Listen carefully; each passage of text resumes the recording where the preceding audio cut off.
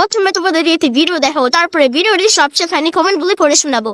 সুমি আর হৃদয় গিয়েছিল রিঙ্কিদের বাড়ি, আর ওখানে গিয়ে ওদেরকে অনেক খাবার দাবার খাইয়েছে। সুমি তো আমাকে বলছে, মা কত রকম ফল আমার জন্য নিয়ে এসছে তুমি কি জানো? কিছুক্ষণ পর পর আমার কিছু না কিছু খেতেই দিচ্ছে, কারণ আমার শরীরটা খুবই খারাপ ছিল। সে না হয় গেল, কিন্তু আমাদের সবার জন্য এত খাবার পাঠালো রিঙ্কি, আমি তো পুরো দেখে অবাক। আমি যে রিঙ্কিকে কি বলবো আমি কিছুই বুঝতে পারছি না। ওদের মাঝেও আমাদের বাড়ির সবার কথা ও মনে রেখেছে। এই রাতে আমার বাড়িতে আর কিছু রান্না করতেই হলো না, গরম গরম ভাত দিয়ে সবাই মিলে তরকারি দিয়ে খেয়ে নেবো। একবার তোমরা শুধু দেখো আমাদের জন্য কত কিছু পাঠিয়েছে। সুমি তো বাড়িতে এসে বলছে, মা দেখো রিঙ্কি তোমার জন্য কি পাঠিয়েছে, এত যত্ন করে আর এত ভালোবেসে পাঠিয়েছে খাবার দাবার, একটুও নষ্ট হয়নি। এবার তোমরাই দেখো রিঙ্কি আমাদের সবাইকে কত ভালোবাসে। আমাদের জন্য পাঠিয়েছে চিংড়ি মালাইকারি, পাবদা মাছের ঝাল, সর্ষে ইলিশ, আর সঙ্গে ছিল মাংস। আমি শুধু রাতে গরম গরম ভাত করেই সব খাবার দাবার গরম করে ছেলেকে বসিয়ে দিলাম খেতে। ছেলে তো খেতে বসে বলছে, মা এত কিছু রান্না করেছো এখন? আমি কিছুই রান্না করিনি, সুমি গেছিল রিঙ্কিদের বাড়িতে, রিঙ্কি সব খাবার দাবার পাঠিয়েছে আমাদের সবার জন্য। ওর বাবাকেও বলতে ওর বাবা পুরো অবাক হয়ে গেল। রিঙ্কি, তোমাদের কথা আলোচনা করতে করতে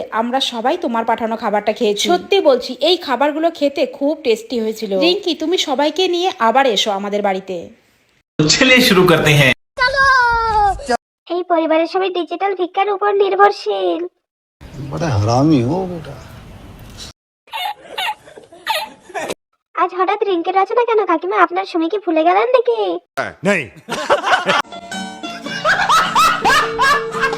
আরে কাকিমা, মাছের কড়াইতে মাংস গরম করলে যে মাংসের সাথে মাছের গন্ধটাও ফ্রি।